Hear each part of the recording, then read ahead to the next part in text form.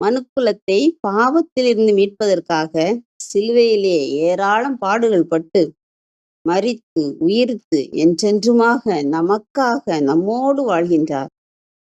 இயேசு கிறிஸ்து விண்ணிலிருந்து வந்தவர். ஆகவேதான் விண்ணிலிருந்து இறங்கி வந்த வாழ்வு தரும் உணவு நானே. இந்த உணவை யாராவது உண்டால் அவர் என்றுமே வாழ்வார் என்கிறார் இயேசு.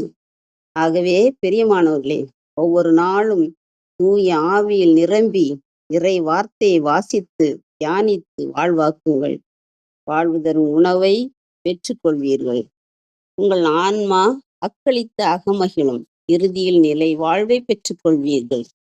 பிரியமானவர்களே, பரலோகம் செல்ல விரும்பினால் வாழ்வு தரும் உணவாகிய இறை வார்த்தையை வயிறார உண்ணுங்கள்.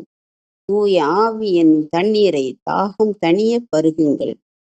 அப்பொழுது உன்னத வல்லமையால் நிரப்பப்பட்ட